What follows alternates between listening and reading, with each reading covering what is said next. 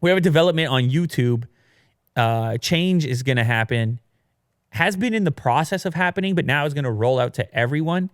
We're going to see a big change in how subscriber counts exist on the platform.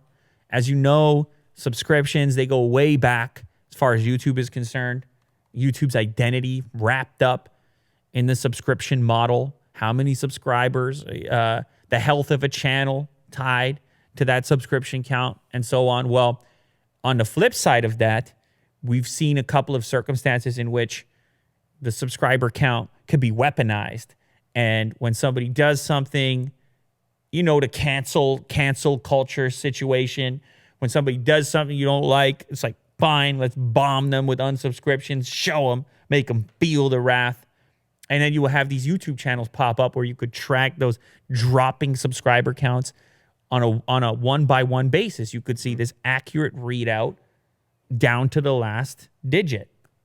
Well, YouTube said a while back, we don't like this. Right. Like, that's a kind of toxic culture.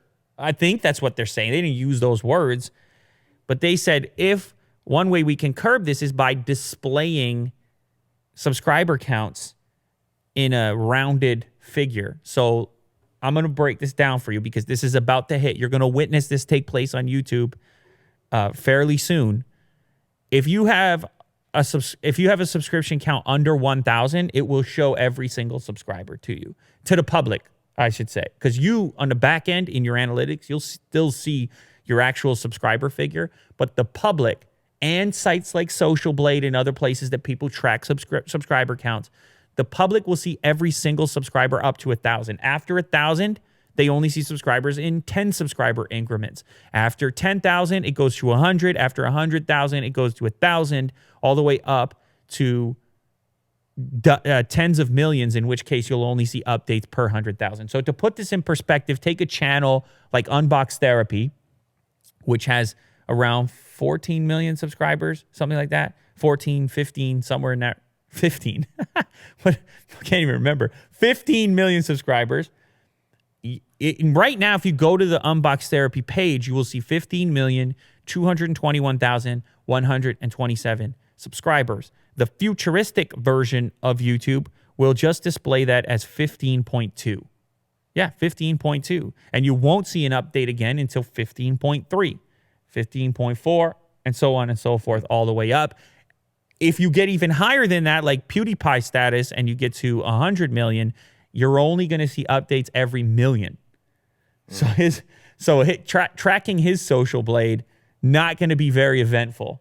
And unsubscribing from him, also no longer a weapon. No one's going to see it if you unsubscribe. So it takes a bit of power away from the individual subscriber. Now, there has been criticism lodged at YouTube for this decision. They think it's going to create a healthier ecosystem in general. But people say, hey, by taking the power away from the subscriber, people feel less connected when they click the subscribe button, like they're going to belong to something, because they don't see themselves represented in the actual number count on an individual basis. Mm-hmm. So they're saying, who's going to subscribe now?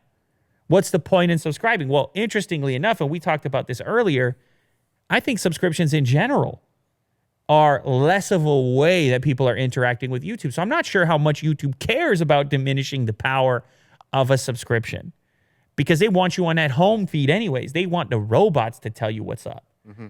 They don't want you to pick. You're going to pick what you watch? How dare you? What do you think this is?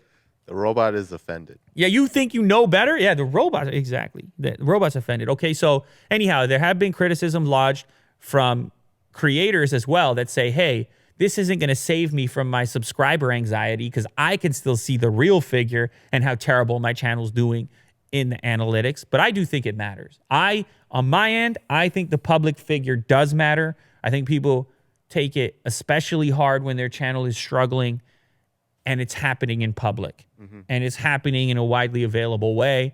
And then particularly when people weaponize it in the form of a video. If you scroll down there, there's a few example thumbnails. Live sub count, dropping, James Charles, live subscribe. I mean, we talked about this when it happened, that people turn into some kind of a game, and on the other end of it is a human being, And so it could be rough. And I get it. People signed up for it. I get it. I hear all the arguments on this particular front.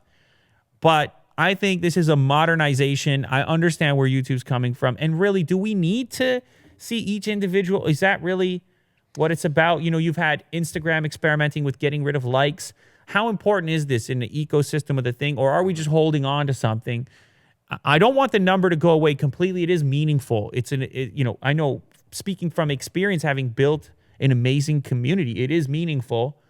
But I think the upside here outweighs the downside. Right. It's unfortunate you're not going to be able to see the little ticker go up when it hits a particular figure. Oh, I also feel bad for companies like Social Blade, I guess, Right. because I don't know how they continue to exist in an environment where they can't, for any channel, the hottest channels are the biggest channels. People love to look at the biggest channels on Social Blade, but those are the ones that are going to update the least frequently because of the threshold that needs to be hit.